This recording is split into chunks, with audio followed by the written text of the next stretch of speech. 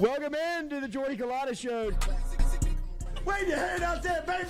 Shout out to the show. She puts the pinky into the nostril. Man, look at that. Healthy competition, there's nothing like it. Y'all grow up. The line's wrapped around the stadium. Different strengths. Mm-hmm. I just lost a tooth. It's going to be fun. You know, we might have a story. I love what you're doing. Ogeron wants to take us fishing this afternoon. Sharif, you play for the bad boys of the SEC, man. We don't apologize to anybody. A lot of people are saying you're going to be wearing number 7. I don't really know. I want to.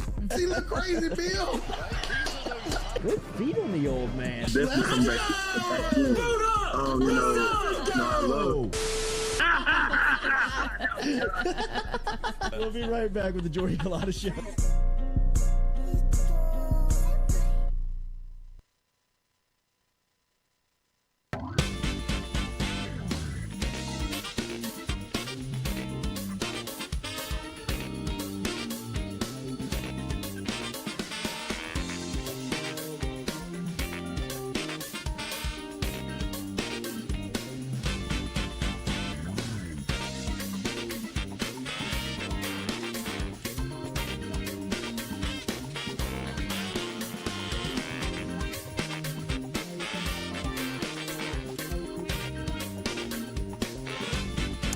Welcome into a Tuesday edition of the Jordy Culotta Show. As always, we're built by our friends over at RMB Builders. Get in touch with Rhett Bourgeois and his crew over at RMB by just logging online to rmb-builders.com or follow them on Instagram at RMB Builders. We're also brought to you daily. Our phone line is brought to you daily by Metropolitan Health Group. Real doctors, real solutions, formerly Metropolitan Health Group, now Southern Regional Medical Center. Same people, same services.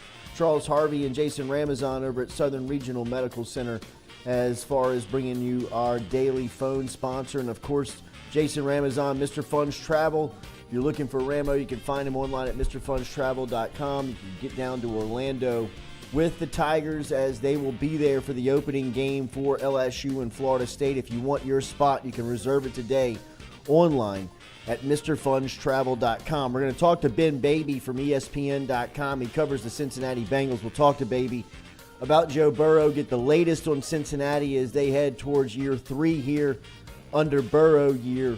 Is this your 4? Is this your for 4? Burrow? Yeah, because this is year 3 for Chase. Yeah. Year 4. Yeah, but he had the injury, so that's where you get, Right. I guess you get a redo almost. And there's a lot of speculation, a lot of smoke. I want to talk to Ben Baby about this, about maybe Burrow isn't going to be in quarterback. McAfee was talking about it yesterday on his pod because he has the relationship with Peyton Manning and the Omaha broadcasting that puts on quarterback. He's like, I'd pump the brakes a little bit on Burrow, so I want to see if Ben Baby has any inside information on that. We'll talk to Baby coming up here at 8:15 is when Baby is scheduled to join us this morning on the Jordy Culotta Show. Up and until then, we will talk more about LSU football recruiting as they picked up another offensive lineman yesterday. They get this one from North Louisiana as the Tigers in a school and a place that they have felt frozen out of for the past couple of recruiting cycles. They are making up for it now. We had a chance to talk to Tylen Singleton last week, who was one of the latest LSU defensive commitments from up in Manny, Louisiana, a guy that's very durable, a guy that's very versatile, big prospect out of Manny. LSU dips back into Manny yesterday and gets an offensive lineman by the name of Joseph Cryer. Cryer becomes the 22nd commitment to the class of LSU. You read a little behind the scenes of Cryer, and it's a very interesting recruitment. On3 did a nice job of following that recruiting, but Cryer is a guy that Brian Kelly has had his eyes on for a while. Cryer was telling On3 that Brian Kelly identified him a couple of cycles ago and told him, start snapping the ball. And for the last 2 years, Cryer has really been working on snapping the football for the last 2 seasons. And when Kelly and crew saw his development, they handed out the offer a little over a week and a half ago. Cryer made all the phone calls. You see the way that he handled his decommitment from Ole Miss. He drove up to Oxford, met with the coaching staff in person, told him that he was going to decommit. I think this was something that was understood for the Ole Miss staff, that they realized, look, if the kid ever got an LSU offer, we're pretty much dead in the water. Mm-hmm. You know what I mean? Like, it's you just kind of take his commitment and just cross your fingers that LSU either picks up another prospect or they just don't hand the offer out, because as soon as LSU was going to offer Cryer, he was going to commit. He's one of those guys that when you walk in the house, everything's purple and gold. Did you see that picture? Yeah. Yeah, I mean you can't fake that. It's going to be tough to beat that, right? I mean, this is a guy that grew up loving LSU, watching LSU, grew up in LSU country, and really was wanting and desiring an LSU offer. And for Brian Kelly to really point him out right when he got really to Baton Rouge and said, start working on this. In fact, Cryer told On3, Brian Kelly brought me up and helped me evolve into a center.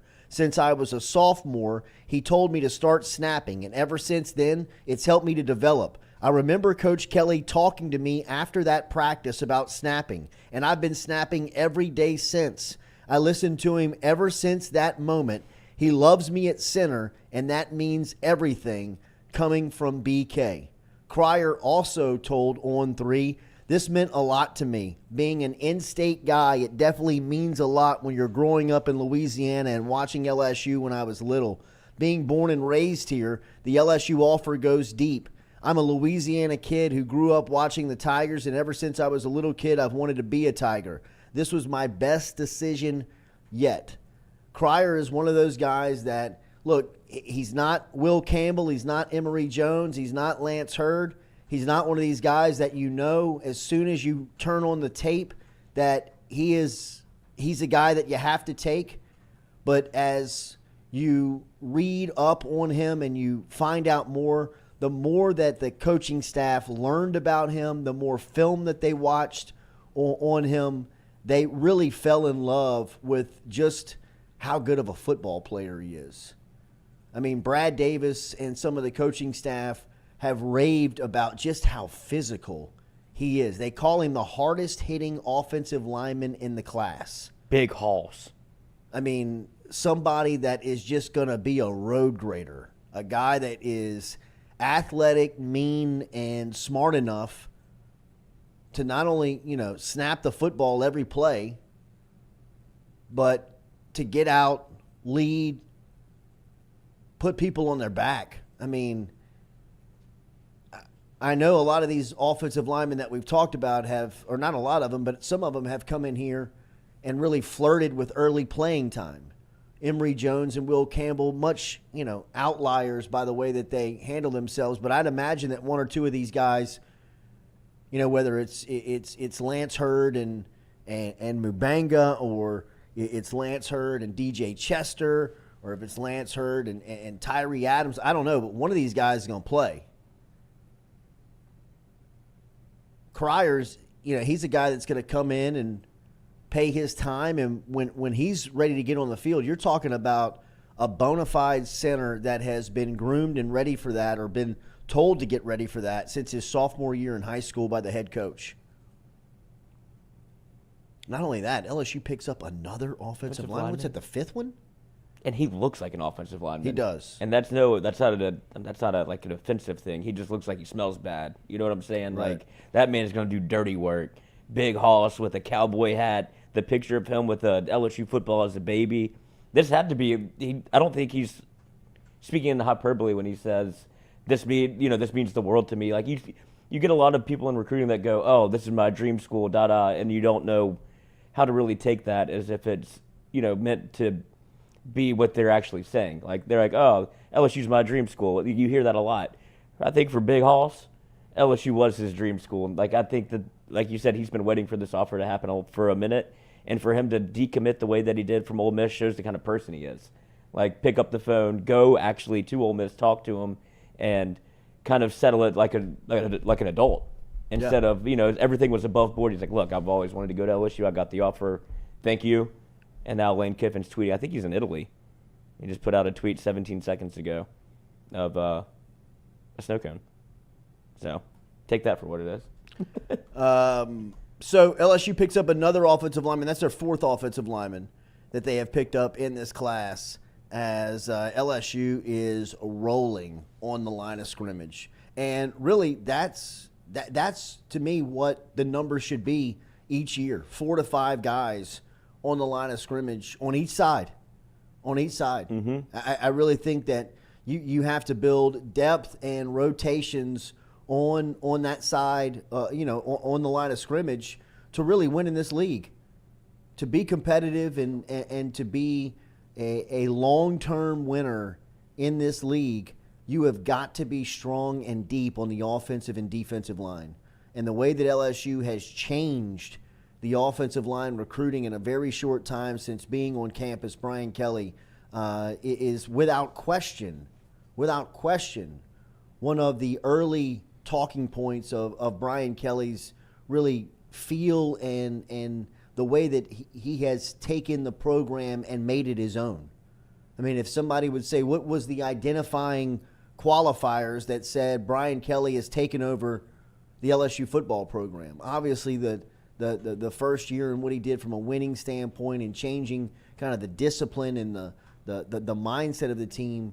But the offensive line mentality and recruiting would be one of the first bullet points that would jump out. I mean, LSU used to be a no man's land for offensive linemen.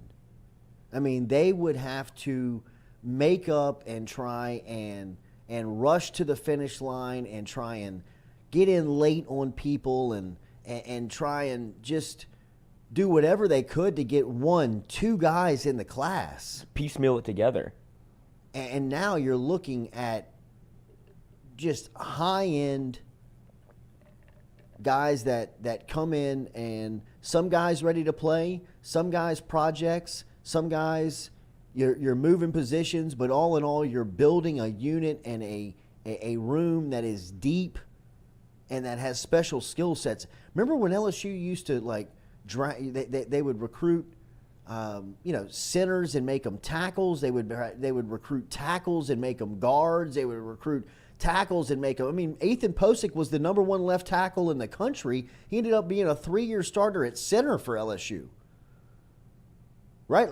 They were so desperate on trying to find and bring in guys that just made sense. Finally, they just had to say, who's the best guy? Well, Posick's the best guy. Well, I mean, put him at center. You're like, well, at center, he could be the best tackle in the SEC. But now you're bringing in guys like Brian Kelly, identifying a guy like Joe Cryer and telling him 2 years ago, hey, man, start focusing on being a center. By the time I come see you your senior year, you may or may not get an offer from us, but if you can snap the football, it'll help you out tremendously. Kid's been snapping the football every single day since that meeting with Brian Kelly. He told On3 yesterday, I remember the practice specifically. Kelly telling me, start working on snapping the football. Been doing it every day since. Guy's going to be a starting SEC center before it's all said and done. 3-star out of a high school that LSU couldn't even get into the parking lot. Sniff. They couldn't even get into the parish 3 years ago. Now they just dipped in there and took their best football player in Tylen Singleton and a guy that, as the days go on, everybody seems to want in Joseph Cryer. The more film you watch on Cryer, the more people fall in love with him, it seems like. I mean, some of the quotes that you're hearing from LSU, from recruiters, from coaches. Go watch his tape. He's nasty. Oh, my goodness. He's a nightmare for a high school defensive line. Oh, a guy that has no just that motor is running. A rotational guy in defense in high school. It's got no aspiration of playing even at a junior college. You catch this guy on a pull with the crown of his helmet coming straight at you, and you got nowhere to go. You're caught up in the wash, and this guy puts you 15 yards behind the line of scrimmage. Puts you like Emory Jones did to that Southern defensive tackle. Yeah. just puts you on roller skates where you're like, get off of me. I'm ready to go home. I don't like this at all.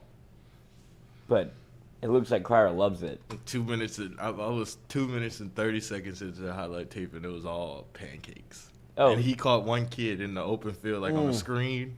And Oh, kid just There's nothing better than there's nothing. he just There turned ain't to the nothing side. better than No. there's nothing better than a mean, athletic offensive lineman. Will Nothing. Campbell. Yeah. Yes. I mean, leading you down the field. What game was that when he was it Armani Goodwin? He's like running. Yeah, step Trevor for Mississippi step Stride. with State, him. he ran him over. I mean, He would have like, scored if he would kept Boyd in the way. Oh, then you had Will Campbell and Emory Jones. Like you talk about being mean, but they also got a little swag to them where they were dancing in the end zone. Like, I don't even know how this happened. But- where you have your offensive lineman grittying in the end zone. It's like LSU is different. The times are changing because you got those cats not only in the end zone but dancing in the end zone. You have Emory Jones making tackles on special teams in the open field. The whole position has changed for what LSU is bringing in. Landon Lewis makes a good point in the chat where he says they used to get guards and turn them into tackles. Now they're doing the opposite, where that's how good they are. They have tackles that you gotta have to play guard. right. And that's a great problem to have. Absolutely. Well, I mean, and I think Emory Jones probably projects at the NFL level as a guard. Yeah. Right? So, like, you're bringing them in and developing them to what they ultimately do best, right? Rather than saying, hey, LSU, from LSU standpoint, they're desperate to get their best guys on the field, and you may have to play out of position for that to happen. Like, they're recruiting bona fide tackles, and they're playing them at tackle. They're recruiting interior guys, and they're making them interior guys. They're so specific now where they're going after centers and saying, come to Baton Rouge and be prepared to play center, right? Rather than, jumping in the transfer portal and getting some kid out of the Ivy League and saying, hey, man, you got to play center for the next 2 years. Meanwhile, Cedric Van Pran is in New Orleans. Third-year starter for Georgia. I mean, Two like, natties later. Yes. the captain of the national champions. Back-to-back SEC Media Days appearances. So, I mean, look, man, Brad Davis deserves a huge raise. I mean, like, what he's done over the last 2 recruiting cycles is totally different than what's happened at LSU.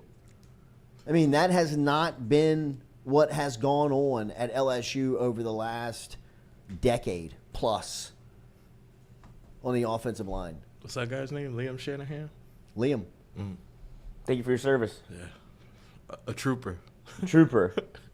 Between him and Andrew I mean, Hatch. look, it's not on him. Oh, no, it's not his fault. He had no idea. I didn't think I was actually going to play. I mean, like, I remember when he got. I just wanted some- I remember when wanted he got some gear. when he got down here. People were like, "Hey, man, I hear you're a Red Sox fan." Yeah. He's like telling like Red Sox stories about working the gates at Red Sox. I think he got a ring because he was Yeah, like he was like the groundskeeper. he was like a groundskeeper. So everybody like that Salt was the of the huge earth. story. And like 3 weeks in, you're like, He's playing. starting. this guy doesn't come off the field. Like they're begging him to come back in the offseason. I mean, Have to have him. Like they were Needed like begging him to come back. Like, I if think he he was did- even kind of like, I yes, yeah. I mean, I'll play another year of why college not? football. Yeah, I mean, I can put the financial gig on hold up in Boston. I mean, like, Working finance up in Boston now. like 2-year starter at LSU. I mean, he's probably still telling stories like, Oh, my I God. mean, like we were at A&M one night. I mean, like, it's crazy down there.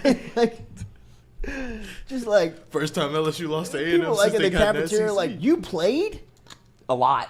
bro. I didn't come off the field. I'll show you some highlights Like, I was out on media every day. every day. They sent him out there to talk. Oh, he every was. single Harvard degree day. coach. You guys talked to Liam yet? You're like, yeah, man. We got everything we need. The from Harvard Liam. guys. He did so many interviews. Poor guy. Bro. Trot him back Just out there. It's a terrible time to be at LSU football. Like this, he picked a 2-year gap that just was like looking back on the golden age of the last 23 years of LSU picked- football. He picked the worst The 2 two years. darkest during that time were 2020 and 2021.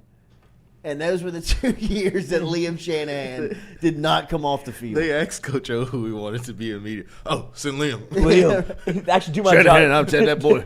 Hey, do my job for me. Y'all talk to Liam. He's got the answers. I mean, that's what he did. He played 23 games, started all 23.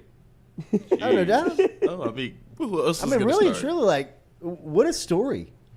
What a Like, life. what an incredible, like, a decade from now, like, He's gonna be wait, telling his kids. man, you were a starting offensive lineman in the SEC? So check this out. I Yep. went to Harvard for 3 years. and Defending then national champs, bro. I was you after Yeah, 20, right. remember that 2019 year? I was there the next year. Starter. People are gonna be looking at them like they went 6-6 that year, bro. You just missed Joe Burrow. I took over for Lloyd Cushenberry. He was drafted in the second round by the Broncos. I mean, like, Miles Brennan, not the quarterback. a long way away from those days, boys. Yes. I mean, like, Jeez. LSU's offensive line potentially could be the top unit in the conference. And I'm telling you, you know, like, not that I'm putting all of this stock into, like, Lindy's preseason magazines, but I was on the plane 2 weeks ago reading some of these preseason magazines, and they are getting respect as a top 5 unit nationally. Like, they list out, you know, like, top offensive lines, top wide receivers, top running backs, top quarterbacks. They do all that stuff for these preseason magazines just because they got to fill up ink. They got to fill up pages. They got to sell advertising, right? But, I mean, some of it's good banter, good, you know, back and forth, good stuff to look at. And LSU's offensive line in nationally published magazines around college football say that they got a top 5 unit. I'm telling you, 3 years ago, Brian Kelly said he didn't even know he was going to play. 2 years ago, he didn't even know who was going to fill out his starting 5. It's just an incredible spin on where they were where they were headed, and like how it felt so much like the dark ages. Like, I get how LSU's reputation from a quarterback standpoint has changed. You get a guy like Burrow, overnight you become a quarterback school. Like, whether you know, like, intentionally, unintentionally, you're like, oh my God, like, you know, like, this is a long way away from Anthony Jennings. Right? Like, I mean, like, this is, Danny Etling is a long time ago when you're talking about, you know, recruiting the number 1 player in the country and him being really for real about you. What was the guy's name from Michigan that was here this past weekend? Underwood? Bryce Underwood. Bryce Underwood? Number 1 player in the country. I mean, the number 1 player in the country, the number 1 quarterback in the country. I mean, that guy's in love with LSU right now. You don't think Danny Etling was a good quarterback? He's in the league. I'm just saying, from where LSU is today, Where'd they get Danny Etling from? transfer. Yeah, I know. Begging him. That's before the portal. Like, Begging him. Needed him. needed Had him. to have him. Like, come over here. Selling him. Yes. Like, Put him on the poster, coach. I Like, mean, all of it. Take him to SEC Media Days. Do what you got to do. Oh, I he mean, was but look, rocking his jokes on Air everybody Canada. else. Etling's going to A make good another roster in the NFL. He's on that Matt Flynn I mean, he's going to be line. a Chase Daniels. Yeah. another $1 million in the bank for I Danny mean, Etling. good for Etling, you know? I mean, All he has to do is rip off one 80-yard run in the preseason, and he gets another contract. You saw him in the open field, and Bill Belichick. I don't even know if he has to do that anymore. I know. No. I just Like, took I the think one. He's set. so in the cycle he's now. In it. He's like, in it. I mean, It's a he's project. got a job for the next 4 years. Bill Belichick fell in love. Oh, He was like, Oh, thought about man, playing fell in love with him. Can Danny. you play You want to play backup wide Fell in love receiver? with him. We had a guy named Julian Edelman. He hated Julian I know. Edelman. Too much to Had spotlight. to have him. Like, Yeah, I mean, those are the best guys for Belichick. Yeah. The guys that he hates but he has to have. right. You know what I mean? Like, Julian, you catch, Gronk, the, Yeah. you catch Edelman, the fucking even- punt with even your Brady. feet, not your hands, Julian. Even Brady. He Yeah. hated Brady. Like, you could tell, like, towards the end, like, Tom. Tom hated Julian Edelman too. But the thing was, Wes Welker got too famous, and he's like, I need another guy, Yeah. Jules, and you want to catch punts. They and signed. then he got too famous. And then Julian sprinted to the spotlight. It's like I've been trying to be in the spotlight, coach. You just keep forgetting about me. Yeah, but get a concussion, and then I'm gonna be on Snapchat later after the Super Bowl. Didn't remember a thing. Grady loved Jordy's trash praise of Danny Etling. Joke's on me, man. I mean, really. He's still in the league. I mean, really, I mean, like, he's still in the NFL, which I would have lost my life if you could have his if you senior bet on year at that. LSU. If somebody had been like, he's 7 years in the NFL, I'd have been like, here's everything I got. I don't Like, I don't. Are you from the? double down. That ain't happening. Can I have my kid back? At I least? mean, Like, like, Not real. I mean, I would be like living under the interstate. Are you from Right the now. future? How do you know this? You It's know, impossible. I mean, I would have lost all of it. Do you remember how excited you were? Well, I mean, at least I was whenever he showed up in the Air Canada T-shirt, going to reporting to camp for LSU. I was like, oh, we got something special. We got an cooking. offense. I love it. And the thing about it is I loved Etling. He was an intern on Off the Bench. Really? His first semester is really his first year, and the guy, he's the best intern we ever had. He would sit he was one of the guys where you tell him hey man, will you show up every day, do this? And by the 6th or 7th week, he was still doing it. Will Clapp, Ridley, you know what I mean? Kevin Minter would show up, and he'd be just snoring. Can y'all sign this piece of paper? Give me all five. Kev, here comes Gordy. Here comes Gordy. Here comes Gordy. Here comes Gordy. I'm cool with it, but we don't care, man. We had DJ Chark, we had Will Clapp. As long as you get them 20 tackles against Florida. DJ be you sign this, bro? I'd be yeah. I never saw him again. You know what I mean? Go ahead and fill this out right now for the Clapp whole semester. Clapp would just come there and laugh at everybody. He'd be you'd ask him to work, he'd be no. I just like the show. Danny Etling, every single day, he'd be cutting clips, giving you the timestamps, be this is what you need, right? And be damn, dude, I love you. Yeah. Thank you, Danny. You want to work here? Now I'm going to the NFL. I just wish you could play. More. Yeah, I wish you were good. Everybody's he is good. I'm no, he's not. He was. 7 years in the league, dude. He's good. Joke's on me. Yeah. Joke's on me. I probably would have lost my life, too, if I had to bet on Danny Etling being in the league for 7 years. What's crazy is a snap away with Jordan Love. I know. Because they don't know what the book's not out on him. They don't know. So it might be Etling. I could see a little bit more consistent, maybe. I don't know. Right. Put Etling in. All right, we told you a little bit about it yesterday, but really excited to have aboard, man. Ochsner's Andrews Sports Medicine brought to you. We are over here at the Jordy Culotta Show daily by the Ochsner's Sports Medicine Institute, the Ochsner Andrews Sports Medicine Institute, which is treating more than 30,000 athletes a year with innovative treatments for sports injuries. If you want to find out if you have an injury that may qualify, or if you want to just go over and visit and see if they can help you out today, log online to ochsner.org/sportsmed to learn more. That's ochsner.org/sportsmed. Ochsner Andrews Sports Medicine Institute. Get the same sports medicine care that the pros receive with minimally invasive treatments and quicker recovery times. All of this is online for you to read more about it. ochsner.org/sportsmed. That is ochsner.org/sportsmed to find out more. Ochsner Andrews Sports Institute. Don't let a sports injury keep you sidelined. Our team offers health care for athletes with same-day appointments available near you today. You can visit, as we say, online at ochsner.org/sports, ochsner.org/sportsmed to learn more.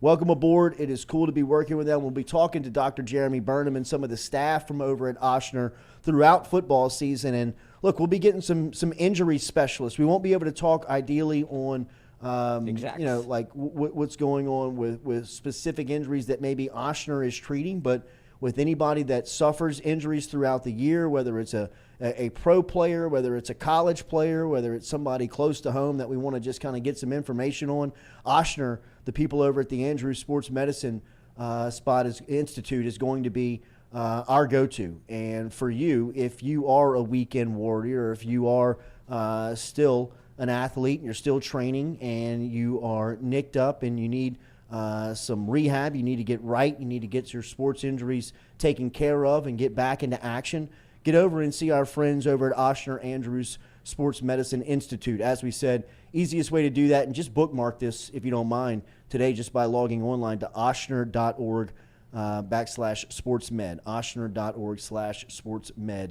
to find out all of the information today.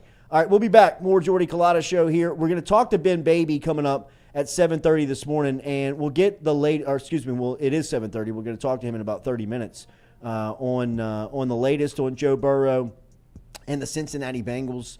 But as we were saying with Burrow, like, you get a guy like that and overnight you become a quarterback school in recruiting, right? Like, I mean, the 1 year that Burrow had in 19, I mean, I would even say, you know, from LSU's standards, his 2018 season was so far and above anything that we had really seen outlying, kind of like Zach Mettenberger's junior year over the last 15 years, really since Jamarcus, right? I mean, would that be right?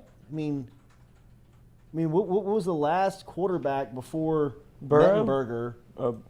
Would it be Jamarcus? Mm. I mean, Matt Flynn had, I guess, 07. Matt Flynn 07. Right.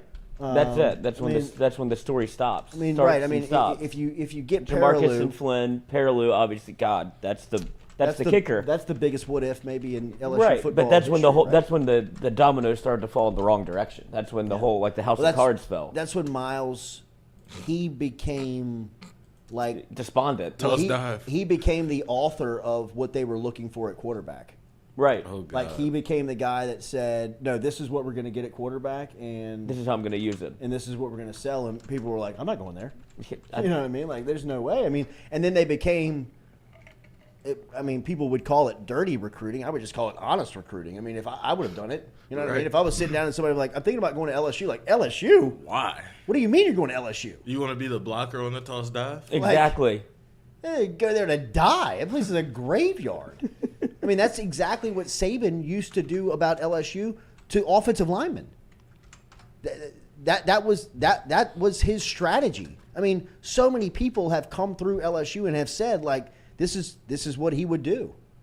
He would go through the list of names of guys that got drafted while he was either at LSU or Alabama. I mean, he was giving you like Ben Wilkerson. You know what I mean? Like he was going back and giving you the guy Andrew Whitworth. Like, I mean, he was taking credit for those. It's like Jimbo taking credit for Jamarcus. Yeah, Like if you go look at Texas A&M's poster of the They have a- quarterbacks, they got like Jamarcus, like like front and center. Coach Jamarcus, you know. But I mean, like that's how college coaches. That's resumes for them. Like if they shake their hand, they consider them coaching them. But I Show mean, pony. like Saban would show, like, hey, look, man, look, here's the deal.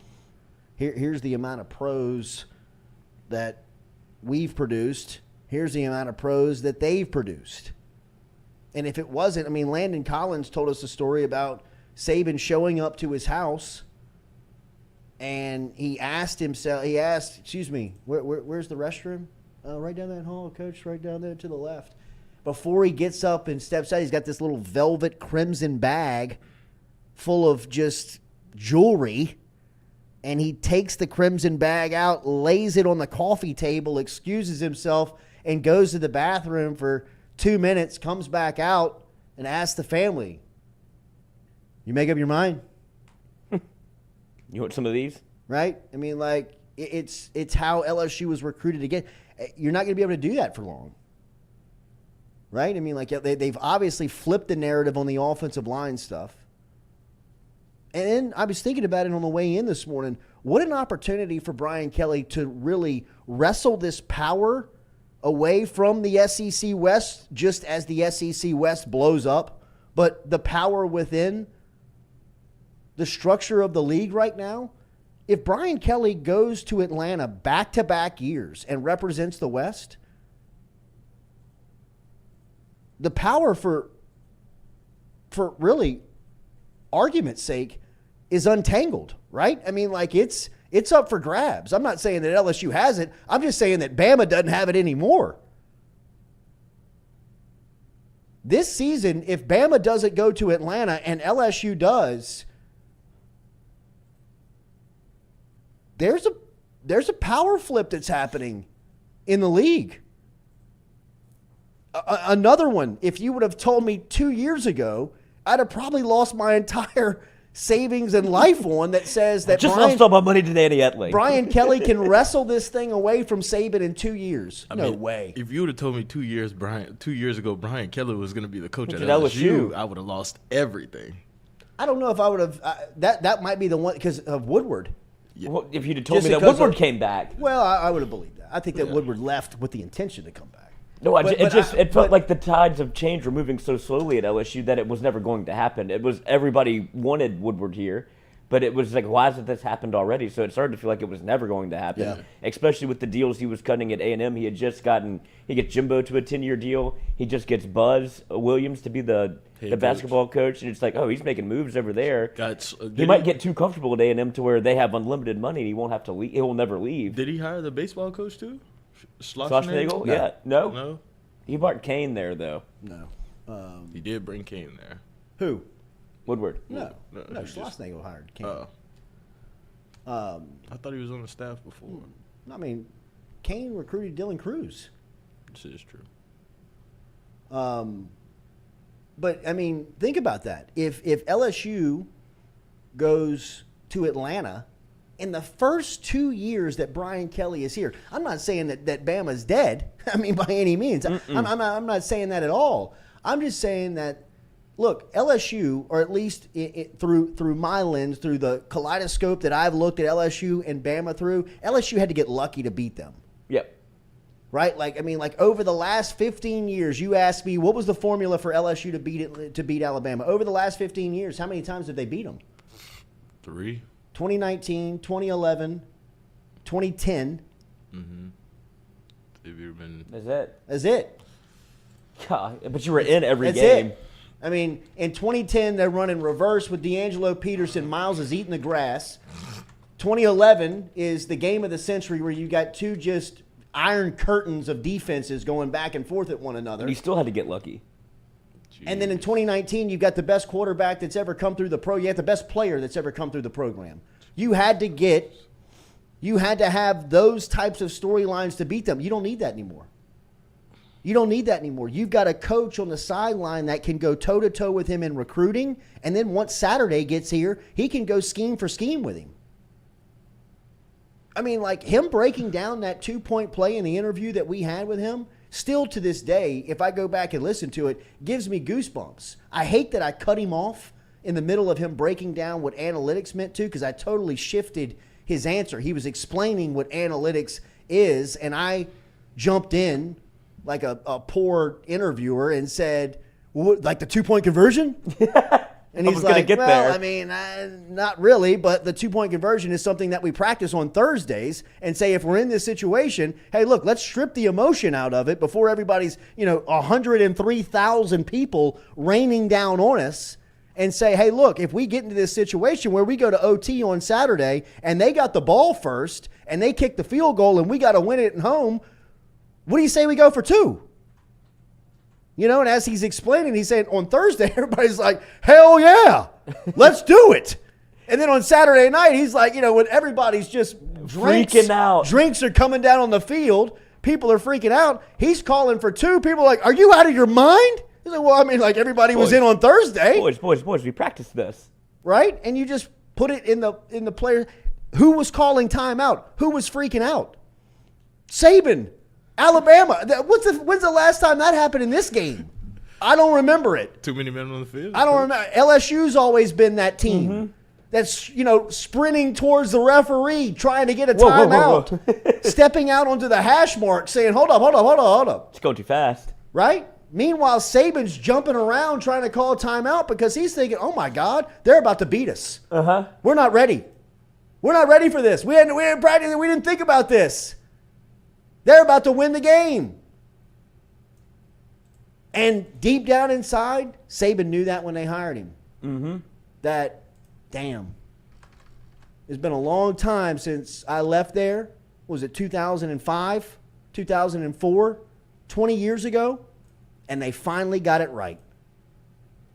They finally got the guy that we have to compete against 365 days a year. They can beat us in recruiting, and they can beat us on the field. And if he goes to Atlanta in back-to-back seasons in his first 2, I mean, that's Mulkey winning the Natty in year 2. That's insurance.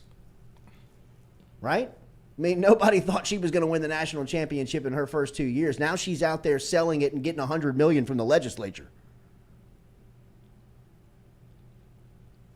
I mean, sleeping right now. Let Brian Kelly go to Atlanta in 2 years and see how this structure of the new league where you're stripping out divisions. All right, so what's this, just a pecking order? And you've got Georgia and LSU at the top. Rather than Georgia, Bama, and here comes LSU kind of creeping. No, LSU's here. If they go to Atlanta the first 2 years of Brian Kelly's existence in the league. Did you see where Tua's brother got offered $1.5 million by a certain SEC team? They didn't say which one. Guess who retweeted it? Lane Kiffin. So it wasn't Lane.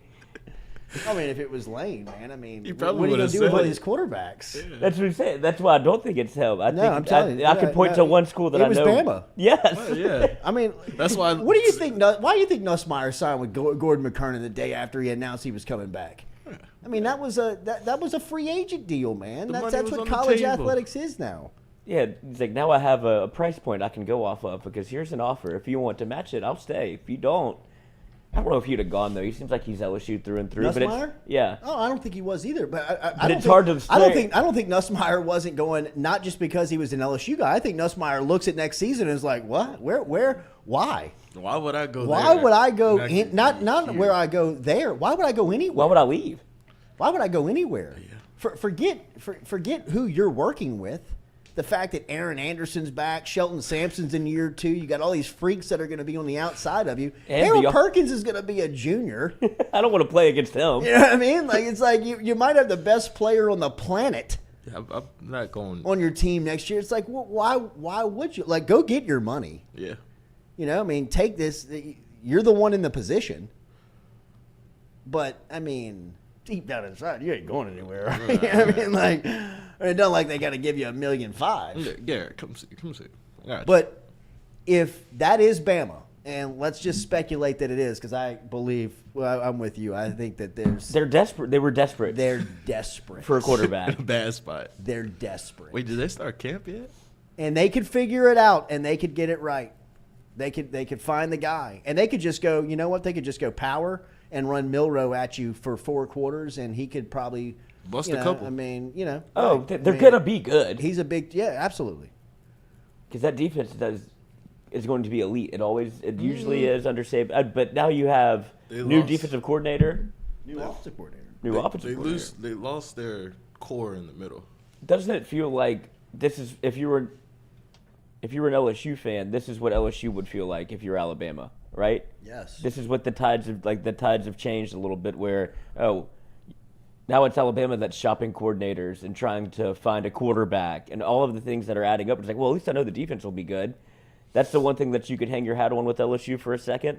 But now it feels like, LSU is putting all the pieces together where it feels more of like, they have the structure. And they're the consistent one. You're bringing all your coordinators back. You're bringing your quarterback back. You're bringing an offensive line back. It's like, LSU's kind of put this thing together to be sustainable for a minute, as opposed to every year it was such chaos. We're going to Andy Staples next here on the Jordy Culotta Show. Come back with us here, built by R&B Builders. Oh, no. Trey Lance.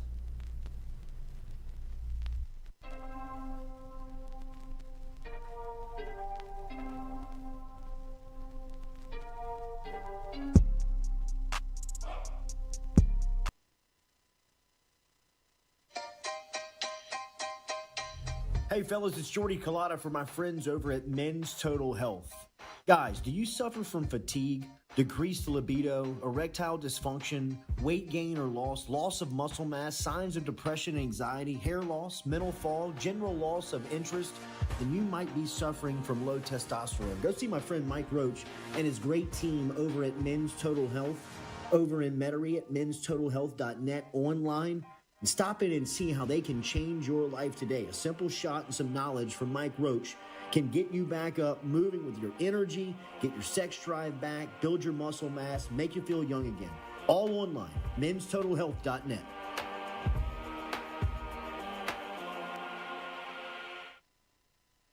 Red Stick Sports, a local staple in Baton Rouge to all sports fans, was founded back in 1981 and has remained a family business for over 40 years. Today, they still have the great selection on the floor, but they're also a leader in custom apparel for businesses, sports teams, and other groups. Take it from us, everybody over here at FM Digital Media. They help us out with all of our apparel. Let them help you out today. Go ask for Cody over at Red Stick Sports. Check them out online at redsticksports.biz. We're all from different places and backgrounds. We've each experienced our own versions of life, but in the end, we're all on the same team. I'm part of that team, along with these players in purple and gold. Kayshawn Buddha, Malik Neighbors, Miles Frazier, Kyron Lacy, Greg Brooks. Whether on the field or in the courtroom, your team matters. So join our team. Make a difference. Bet. Let's get it done. The Jordy Culotta Show is brought to you by A-Bears Lawn Maintenance. Commercial or residential, A-Bears Lawn Maintenance is ready to work. A-Bears can tackle all your homeowners association requirements. Call Blake at 225-485-8022. A-Bears Lawn Maintenance. In a wreck, Gordon McKernan Injury Attorneys is ready to go to work for you. Come meet your team. I'm your intake specialist. I coordinate your case and connect you with your attorney and paralegal. That's us, your legal team. Thanks. And we'll fight to get you every dollar you deserve. I'm your settlements and disbursement manager, and I'm here to get you paid on time. I'm attorney Gordon McKernan. Put our team to work today. Just call us. Get it done. Are you looking for sound financial advice? Then get in touch with Daniel Newman of Edward Jones. You can call him today at 225-261-8262 or email him daniel.newman@edwardjones.com. If you're planning for retirement, saving for college, for children or grandchildren, or just looking for sound investment opportunities, get in touch with Daniel today, 225-261-8262, located on Magnolia Square Drive in Central. Daniel Newman of Edward Jones. Hey Tiger fans, when you're traveling through Natchez, Mississippi, make sure to visit Tom and Wright Granning at Go Mart and On The Go Deli, where you can fill up your tank and your belly. Go Mart has clean restrooms, community coffee, an awesome beer cave, and a great selection of anything you may need on your trip. Located at 4 Sergeant Prentice Drive as you're entering Natchez on the left. Also stop by Wardo's Po' Boys at 309 North Broadway on the beautiful Natchez Bluff, where the Po' Boys are so good you'll swear you're in Cajun country.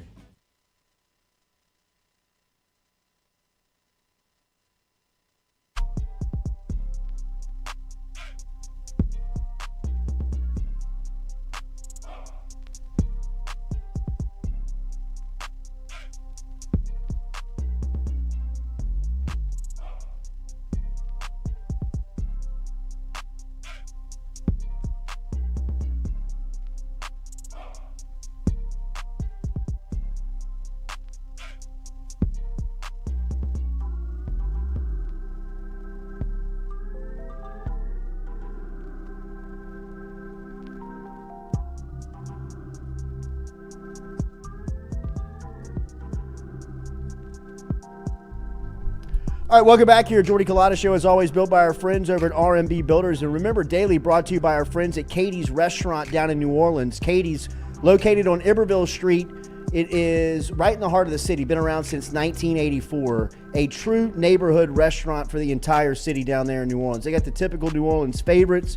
Also have some St. Louis-style pizza from our friends over at Katie's. Step in and see them. Scott, Craig, and the crew. They're online at katiesinmidcity.com. katiesinmidcity.com is where you can find them on Iberville Street. Been around since 1984. A great foodie and a great mind in college football is our next guest.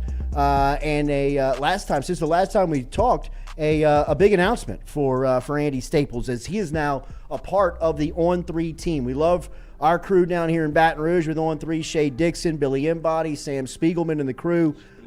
Staples is now a part of that as well. He's got the podcast that you can check out. I was listening to the pod yesterday. A lot of conference realignment, but also some football discussion happening as well. And Andy's back with us this morning. Andy, good morning. It's good to see you, my friend.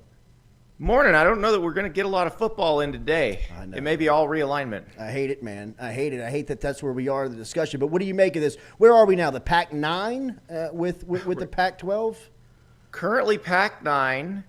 The Commissioner, George Kliavkoff, scheduled to deliver some numbers for a potential TV deal, and then the schools will decide what they're going to do. The Arizona Board of Regents, which controls University of Arizona and Arizona State, as well as Northern Arizona, but I don't think they're involved here. They have a meeting later today, and we'll see what happens, because it doesn't sound like anybody's real optimistic about what Kliavkoff's going to present. Yeah. So that's the question. You've got Arizona, who, the Big 12's been going after them for a while. Big 12's also been trying to get Arizona State and Utah on board. I'm sure they've called Oregon and Washington, but Oregon and Washington would like to stay in the Pac-12 unless they can go to the Big Ten. And it's one of those things where it all could blow up, or a couple things could happen and that could be the end of it. And we won't know until probably the end of the day, end of the week, what that is. The two big fish here are Oregon and Washington, right? Is that the two big left on the table? Unless Florida State and Clemson are actually on the table. I mean, that's the part that we're not sure about, because it's really hard to judge anything with the ACC because they've got that grant of rights through 2036, and it seems too complex and too hard and too expensive to fight it right now. But Florida State has put itself in a position where they certainly seem willing to do something sooner rather than later. I don't know if that means now or if that means a year from now, but they also scheduled a Board of Regents meeting recently. They have one tomorrow that they scheduled last Thursday. And these things typically get scheduled months and months and months in advance. So when they're just throwing them up there like that, and they have to have an amount of lead time, depending on your state law, between when you post it and when you do it, like the Arizona ones have to be 24 hours posted before they have the meeting. It makes you think something might be up. And so the Pac-12 stuff's much cleaner to figure out because their TV contract ends after the school year. They have to either make a new TV contract or everybody has to go somewhere else. So something's going to happen there. We've been talking about the Pac-12, and that's where everybody's focused on realignment. What do you make of what the Big 12 is doing right now? Well, I mean, the Big 12 is going to take somebody from the Pac-12 if that it's available. Arizona, maybe Arizona State and Utah. Again, I would call Oregon and Washington if I were them. But the thinking with Oregon and Washington is that ultimately they want to line up in the Big Ten. We don't know what the Big Ten's appetite for further expansion is. Is it something they would do now? Is it something they would wait until the next TV contract? Is it something they would never do? So if you're them, you probably want to stay in the Pac-12 as long as you can, as long as they don't lock you into something super long term, because you don't want to pay double exit fees. Like if you go to the Big 12 now and you plan to park yourself there for one TV contract, you're going to pay exit fees to the Pac-12. If you just plan to be parked somewhere until that next TV contract, you may as well not pay the exit fees. So the Pac-12 could backfill San Diego State, SMU, Colorado State, schools like that. But that's where it stands. I mean, really, the Big Ten and the SEC can make things happen very quickly if they decide they want to do something. And that's the big question is, do they want to do anything? Did you get an idea of listening to Sankey speak to the opening portion of SEC Media Days of just what his responsibility is now in the grand scheme of all of this and where it ultimately could go? He made it sound like they don't want to expand past 16. They haven't even run it as a 16-team league yet. And when you go past 16, I'm not even sure you're one league. It feels more like two leagues with an AFC and an NFC at that point. But they can say whatever they want. It's realignment. They don't tell you what's going on, and they don't necessarily tell you the truth until it's all done. So remember, they didn't tell Texas A&M that Texas and Oklahoma were coming until they got. So don't believe anything anybody says right now. Andy Staples joining us here. Remember to hit his new podcast up. He's part of the On3 network. Sankey was urging the federal government to get involved with NIL. What do you think the future of that is? I think that's a pipe dream. It'll never happen, and that they probably should stop complaining because they have the best deal they're ever going to get right now. With the states running the money's rolling into the schools. Somebody else is paying the players, and they don't have to deal with them as employees.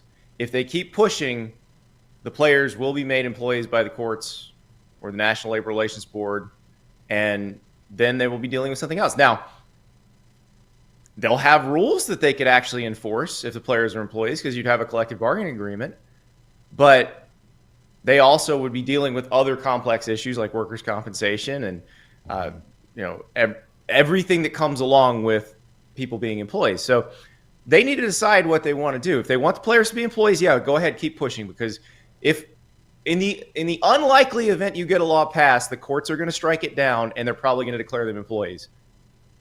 if you don't get a law passed, you just have to deal with this. So just figure out how to deal with this. Enjoy the gobs of money you're making, and don't sweat it because people are paying players. People have always paid players. The schools that care most about football will always get the best players.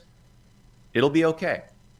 You mentioned Florida State. That is LSU's opening week opponent for the first week of the season.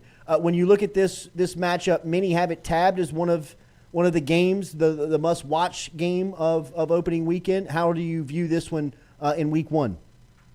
It's one of those where the losing fan base is going to panic completely, and probably with no good reason, because both these teams look like they could be really good this year. And I hope it's a cleaner game than it was last year. Last year was really sloppy, and you could tell that both teams had some things to work out. And by the end of last season, you saw how much both teams had grown. Now both teams come in with much bigger ambitions, and it's realistic. You know, LSU to win the SEC, compete for the national title. Florida State to win the ACC, compete for a playoff berth. All those things are realistic, and I think it should be a really fun game. You know, I'm interested to see with Florida State how much better is that offensive line, but LSU kind of the same thing. What I want to see from LSU most is how are they using Harold Perkins, because one of the most fun things to watch last year was them learning what they had in him. Mm-hmm. And now they've had an off season where they can kind of move him around, play him in different places, figure out where he fits best in that defense. That's exciting because he's one of the probably 5 best players in college football right now. What do you make of Alabama's quarterback room going into the season? It's crowded. And I don't know what's going to happen. You got 5 scholarship QBs. The 2 freshmen don't seem to be in the mix. I would have think if Tyler Buckner, if Ty Simpson or Jalen Milroe had instilled confidence coming out of the spring, they wouldn't have gone and gotten Tyler Buckner from Notre Dame. So I think that tells you Tyler Buckner has a bit of an edge and a little bit of a shot here. But I honestly don't know what's going to happen, because I don't think they picked up Tyler Buckner with the guarantee that he's going to start, because, Tyler Buckner was going to be the backup at Notre Dame. Sam Hartman was going to be the starter at Notre Dame. So it's not like you said, oh, you come and you start. It's going to be a competition, and I wouldn't be shocked if they played multiple guys in the opener to kind of figure out what they want to have as their offense and as their quarterback when they play Texas in week 2. Andy, what's your thoughts on this? We said during SEC Media Day that Jimbo had become kind of the modern-day Les Miles when covering him. He says a ton of stuff, but he doesn't say anything. He did that for his time at SEC Media Days. What do you make of where Jimbo is now and ultimately his team going into this year? I'm a lot less worried about what Jimbo says than what he does, and I think the Les Miles comparison is a really interesting one, because you think the latter-day Les Miles, he would always say, oh, we've changed the offense. We're going to modernize the offense. And then, they run that same kind of pitch blast play toss dive, right off baby. The bat. Right. And they're going to run this on my forehead 18 times. So it's like, Jimbo, are you going to actually change anything? Are you going to let Bobby Petrino call the plays? I think he is. Behind the scenes, that's what Bobby Petrino was told. Bobby Petrino also is not the kind of guy who's going to be like, oh, you want to call the plays? Never mind, it's cool. I'll just sit here and take a paycheck.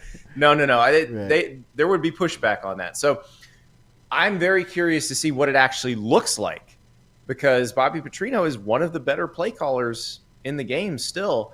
And so does that – because their offenses are not that different. Petrino can come in and use a very similar playbook and call very similar plays, but in a different order that might work better. And Connor Wegman does seem to be that guy at quarterback. So I think they can get better and quickly because they have elite talent. And you look at LSU and Alabama as the kind of the top of the SEC West, and you lump the other 5 in together. But Texas A&M is more talented than the other group. It's just that they never win the games they're supposed to win. So I think week 2 in Miami is a really good indicator. If they can go to Miami and look competent and because Miami's going to be a little bit better too than last year. And last year, that A&M Miami game was a slog.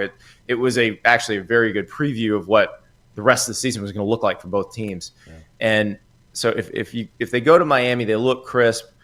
I would expect them to have a little better SEC season. If it looks like it's the same thing, that the offense is stuck in mud, then LSU fans might get some flashbacks to 2014, 2015. Hugh Freeze has had a big week on the Plains. How do you think he fits in at Auburn here now that he's getting settled in? Well, you see the difference between Hugh and his predecessor. Sure. Hugh's flipping 5 stars, going after guys that are being recruited by Alabama and Georgia, and that's what you have to do as Auburn's coach. And the thing is, Auburn's been able to get those kind of guys historically.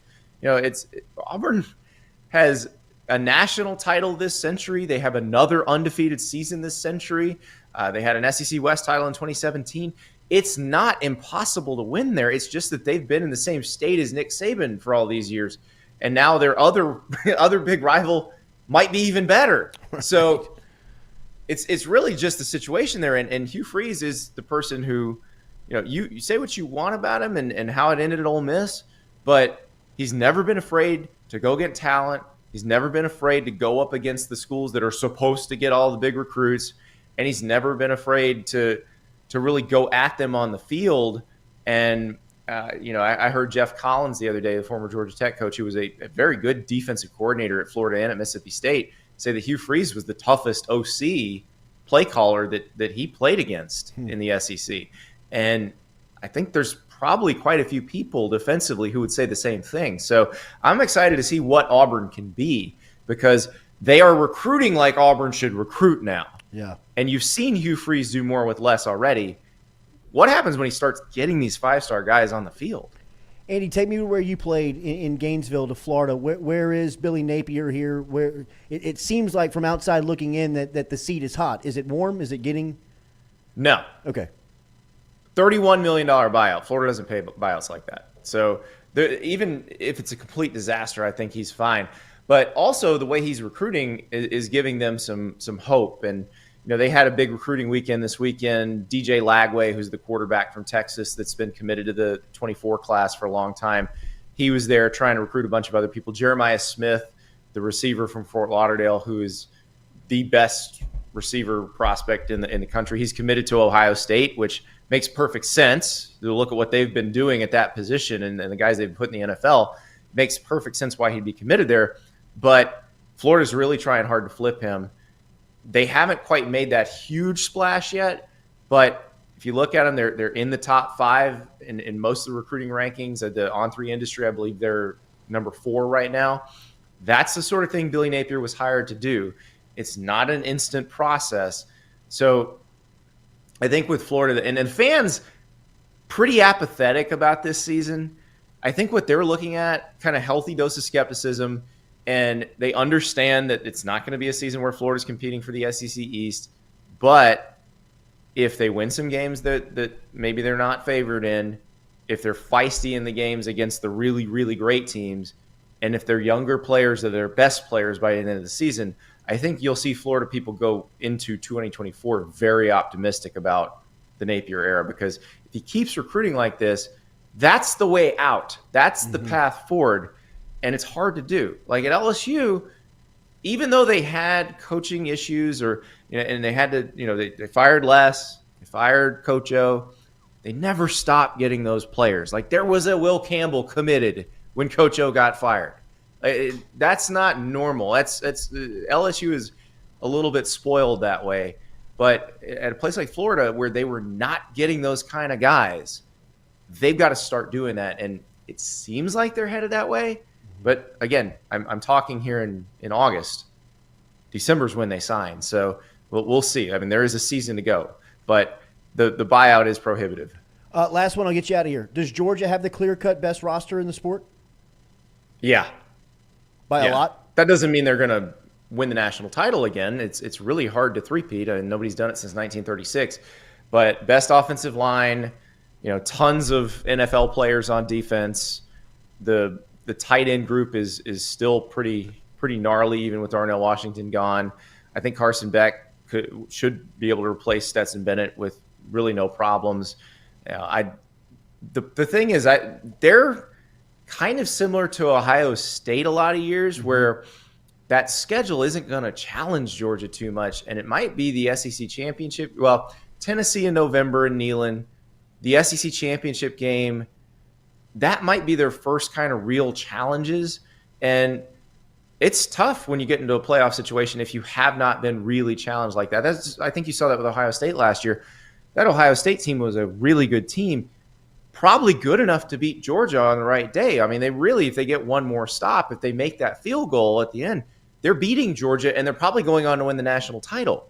But they kind of coasted through their season. They get punched in the face by Michigan, and then they maybe aren't quite as ready for Georgia as they could have been if they'd had a more challenging schedule. Now, this season, it's a little more challenging. Georgia's is not. Georgia was supposed to play Oklahoma this year. Oklahoma joins the SEC. The league says, hey, we're not going to have one of these be a non-conference game and one of these be a conference game, so we're just going to wipe that off. And now they don't have the marquee non-conference game and Georgia Tech just won't cooperate and be good. So they've got to deal with a fairly easy road. And I don't even think that's what Kirby Smart would want. Everybody's like, oh, Georgia's not playing anybody. I don't think that's their preference. If you look at the way they had scheduled in the non-conference over the past few years, they don't want to do this, but this is where they're at. And so I think that could make them somewhat vulnerable, even though they probably do have the best roster. Andy Staples is from On3. He delivers a daily podcast that you can find wherever you find this podcast. You can just search Andy Staples On3 and you will find it there. Great Dear Andy segment last night. We will talk again soon, man. Thank you for the time this morning. Thanks, Jordy. All right, man. There he is, Andy Staples, checking in this morning from On3. Make sure and follow him on Twitter at Andy_Staples to keep up with the latest from what's going on over there. Remember, daily, we're brought to you daily by Siraj Rotenberg, real estate agents. We've got a showing this morning here at the office. If you are curious and you are looking to get into a space that has great visibility on Government Street, I've been recommending it to lawyers, but anybody who works specifically downtown and needs some type of, if you need some type of recognition with signage and you need some type of easy access to downtown, right here on our office, which is up for lease right now, that you could get into, is available. 2148 Government Street is the address, and it is available for you to look online at Siraj Rotenberg Commercial Real Estate. Like we said, we got a showing this morning at 9:30. They got some people that are curious about getting in here. So if you want to get in before the fall and make the move, come check it out. Log online, Siraj Rotenberg Commercial Real Estate, to find out more. We'll talk to Ben Baby from Cincinnati. He covers the Bengals from ESPN.com, and we'll get the latest on Burrow when we come back here. Jordy Culotta Show, built by R&B.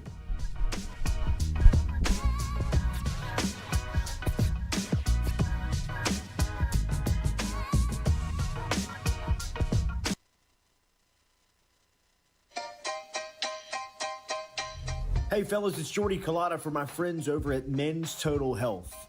Guys, do you suffer from fatigue, decreased libido, erectile dysfunction, weight gain or loss of muscle mass, signs of depression, anxiety, hair loss, mental fog, general loss of interest? Then you might be suffering from low testosterone. Go see my friend Mike Roach and his great team over at Men's Total Health over in Metairie at menstotalhealth.net online. And stop in and see how they can change your life today. A simple shot and some knowledge from Mike Roach can get you back up, moving with your energy, get your sex drive back, build your muscle mass, make you feel young again. All online, menstotalhealth.net.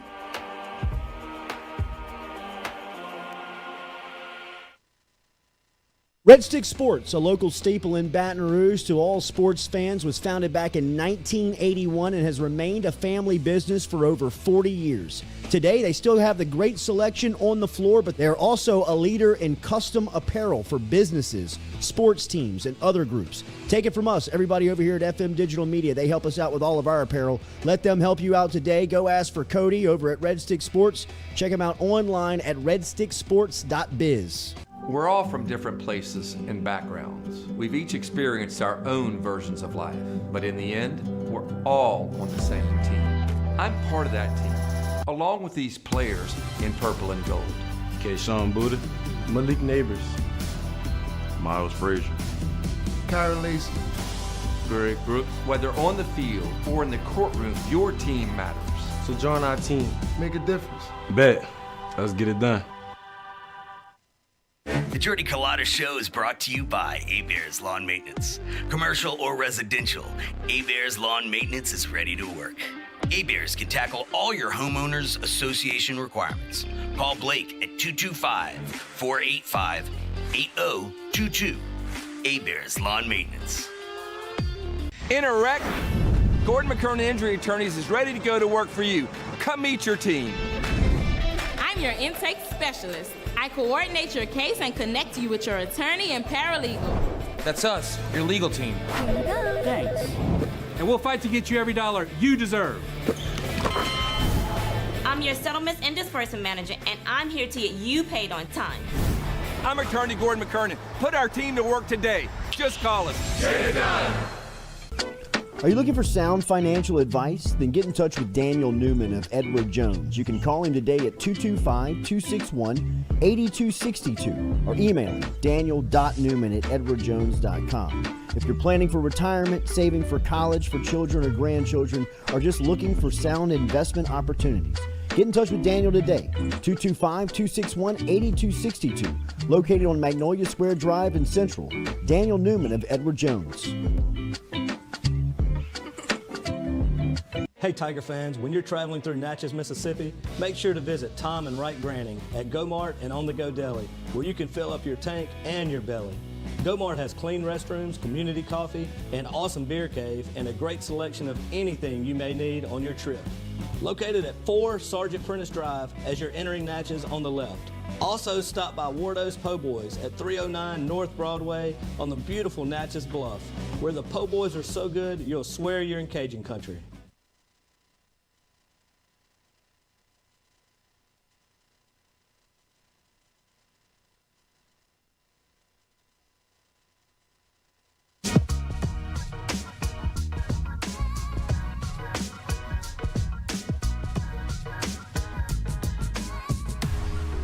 All right, welcome back here. Jordy Culotta Show, as always, built by RMB Builders. You can check him out online at rmb-builders.com. Good stuff from Andy Staples. Appreciate from him stopping by. From one insider to another over at ESPN.com. We always follow our guy Ben Baby's work when following the Bengals. Make sure and check that out, as you can find him all over the place. He's on Twitter. He's on social media. You can read his work at ESPN.com. as well, and he is back with us after a weekend down south in Louisiana. As I think he was down here for a wedding over the weekend, and good to see him back. Got good back with us. Ben, good morning. How are you, man? Hey, doing well, Jordy. How are you doing? Doing good, man. I know you were down in South Louisiana this past weekend. I'm sure it was a little different climate than what you guys are experiencing up there in Cincinnati. Yeah, I heard it was actually really hot while I was away. I love the humidity and the heat. People thought I was crazy, but it's good to thaw out after being up here every now and then. So I enjoyed my time down there in the boot. So while you were away, time stopped in Cincinnati as Burrow came crashing down to the turf in a training camp workout. What is the latest on Cincinnati's quarterback, and where is his health? You know, based on what we saw yesterday, you know, it's hard to read into what we see, but it looked like, you know, it confirmed what we had heard initially after the injury, and that it was a strained calf. Definitely something that could have been much worse. And we saw him yesterday. He's had the compression sleeve on that calf when he was walking through the locker room yesterday. Didn't look like it was really bothering him. However, you know, Zach Taylor, the Bengals head coach, already gave him that several weeks timeline for him to return. And you know, if you're the Bengals, there's no point in pushing him too much. You want him to be healthy and ready for week one. You know, last year he came back maybe a little too early after that emergency appendectomy and did not look like himself for several weeks. And so, you know, we'll see how he continues to develop. But so far, all the initial everything that we're hearing and everything that we're seeing leads us to believe that it could have been a lot worse, and maybe the Bengals avoided something that was pretty bad. Do you have an idea of how they'll use him and how they'll try and get him up to speed for regular season? Yeah, you know, I think the good thing for the Bengals is that they've been able to retain a lot of their coaching staff, really all their core coaching staff over the last few years. So all the apparatus that is required for running that offense. When you talk about offensive coordinator Brian Callahan, Joe's quarterback coach Dan Pitcher, and then head coach Zach Taylor as the play caller. You know, that triumvirate has been in place for now the entire time Joe's been in the league. And while they're adding new concepts in, they've been able to kind of bring Joe along. I believe I saw a report that he was in meetings, which shows you how involved he's been. And Joe, yesterday, like I said, has been around the facility, even though he's not been playing. So right now, we'll continue to see how that develops. But, with him entering his fourth year in the league, you would imagine that he's got a firm grasp of what the coaching staff is looking for him to do in this offense. Ben, you're dialed in, obviously, and we've heard different reports on this, and I wonder if you can give me a little insight. I've seen that Burrow is involved in Netflix's documentary, The Quarterback, the next production of it. Then I've also seen that he's turned down an opportunity to be a part of that. Is there any official word of what the status is for Burrow for that programming coming up?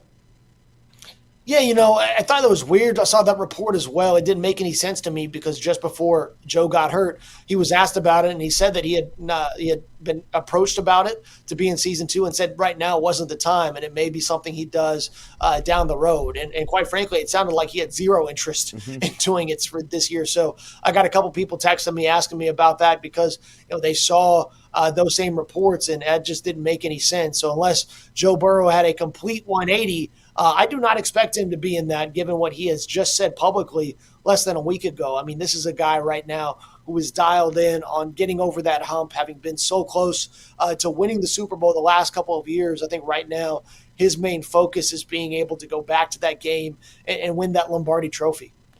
Trey Hendrickson is a guy that they signed and extended. They also signed him from free agency down here in New Orleans, and he is someone that really – obviously, with the love that people have down here for the Bengals, has been somebody who's been fun to watch. What has he meant to this roster? Obviously, with the extension, it shows the respect that the franchise has for him. Yeah, I thought that was interesting too. Yeah, I saw that extension come right as my plane landed at MSY. I said, all right, this is how this weekend's going to be. So sure enough, that was definitely a foreshadowing of what was to come. But, I'm really interested to see what the deal is structured like. Trey Hendrickson's been a massive addition for this team, a guy who's been a Pro Bowler in his first 2 years with the Bengals, given some much-needed juice to that pass rush, and a guy who has been really disruptive. And when you look at it, this is a team that's about to have to pay all its offensive guys. And you look at Joe Burrow, you look at T. Higgins, you look at Jamar Chase. Those are the 3 big contracts to watch in terms of how much money is going to be allocated. And with Hendrickson, I'm curious to see the structure because going into next year, he would have been on hook for being a potential cap casualty. As good as he's been, that was going to be a lot of money tied up in his contract, $15 million in cap space to be exact. And you've got to go, well, do I want to pay $15 million in cap space now, or do I want to do that later? And, I'm wondering if they're able to front load that money to this year, and then they're able to maybe open up some cap space in 2024, 2025. That will help them get some of these new contracts on the books, especially when you're looking at potentially, re-signing a guy like T. Higgins, who's up on his contract this year and doesn't have any money on the books for the next couple of years. So, that's a challenge is when you have when you're working under the salary cap, you want to retain all these players. And the Bengals know how valuable Hendrickson is to that defense. And when he's on the field and he's disruptive, our numbers show that he's one of the most disruptive players in the NFL. I was going to ask you that. I was going to follow up with Burrow's contract and just how you pay him and how you keep his crew together, because I'm sure that is something that he wants to keep in mind and wants to make sure happens. What is the discussion here? Obviously, Herbert's deal is done, so they have all of the qualifiers that they need to kind of look at the numbers. What's the timeline on this, in your opinion? Yeah, I kept trying to pepper Joe about that, when we talked to him last week, and he said the deal gets done when it gets done. So I think they really want to make sure that all the terms are in place that they're looking for. You got to remember that Burrow's contract is already guaranteed through this season, and they picked up his 5th-year option, so next season. And I believe that 5th-year option is worth around $29 million that he'll be getting. So all of that new money will kick in 2025. And so based on how they structure it, I think is going to be the key again. You want to be able to leave enough space to be able to sign Jamar Chase, sign T. Higgins. Keep in mind that the salary cap is going to continue to go up. And the Bengals like operating from a position of strength. They like having position groups that they feel that are very strong That's what I mean when I say the team likes that position of strength. The defensive line has been that for them the last few years. And there's been a lot of conversations between all of those guys about their contract situations. When they've been talking about it a ton. And Joe knows how important it is to have these receivers. He knows that a quarterback's only as good as the guys he's throwing the ball to. And for him to accomplish the goals that he wants, he's got to have those pieces around him. And, while we've seen other quarterbacks, namely Patrick Mahomes, do well without having his star players like Tyreek Hill leaving for Miami, I think that Joe has really thrived in having T. Higgins and Jamar Chase. And I think having both of those guys specifically is going to be massive as he continues to climb in his career. Last one, Ben, I'll get you out of here. Huge offseason signing with Orlando Brown, literally. What does that mean for is it finally stable in front of him? Yeah, I think that they solved a big question mark at left tackle, and they wanted to see a big upgrade there. And you've had some injury problems with Jonah Williams. He's played well at times, but you go look at the numbers, and Orlando Brown is by far the guy that you want protecting Joe Burrow's blind side. He's looked really good. And like you said, he is a massive dude. Definitely something that is an imposing figure at left tackle. Now, the big question is what's going to happen at right tackle. Is it going to be Jonah Williams? Is it going to be Jackson Carman? I would suspect that Jonah Williams would get that spot given how well he has played at times over the years, now that he's fully healthy. So, they've been wanting to get Joe Burrow that extra time in the pocket, make him feel more comfortable. They've completely rehauled that offensive line that went to the Super Bowl in 2021. And so I think everybody in Louisiana, everybody in Cincinnati, and people who like watching the Bengals, they want to see Joe Burrow upright for as long as possible. So I think adding Orlando Brown in, paying him what they paid him, shows that they are committed to making sure that they can have this passing attack as good as it can be. Ben, as always, thank you for your time. Good to see you. We'll be checking again soon, man. Sounds good. Thanks, Jordy. You got it, man. There's Ben Baby. ESPN.com is where you can read his work. And as always, he's on Twitter at Ben Baby, Ben_Baby, if you want to keep up with what's coming out covering the Bengals. He's great as far as the relationships go and his information, and is really on top of all of this stuff with Cincinnati, with Burrow and the crew. So thank you to Ben for stopping by here on this Tuesday morning. Don't forget about our new sponsor, Ochsner Andrews Sports Medicine Institute. Remember, you can learn more about them online at ochsner.org/sportsmedicine.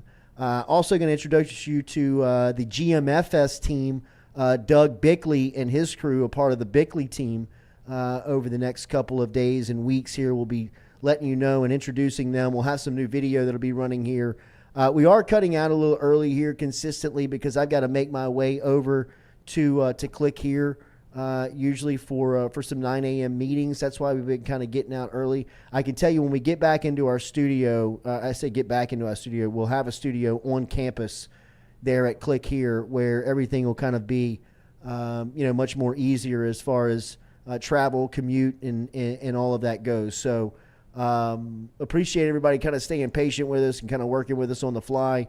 Hopefully, if we can get the studio rented out, that would be a nice piece of relief to move into this new studio. So a lot of stuff moving right now, a lot of stuff happening around the show and over at the office. So we appreciate everybody kind of working along with us. If you don't mind, hit that like button, share button, comment button before we get out of here. And as we have been reminding you, that we have been checking and seeing a lot of the analytics. A lot of you stopping by and checking out the material and the content, which we love, but a lot of it is people that are not subscribed. If you are here checking out the content and you like what you see, just simply hit that subscription button for us. Hit subscribe, the bell. You'll know when we go live. We appreciate that. We love the support, and we're thankful for it as always. Make sure to hit the like button, share button, comment button, subscribe if you have not already done so. We'll be back with you tomorrow morning at 7 a.m. Love you, Mom. I love my mom, too. What was that?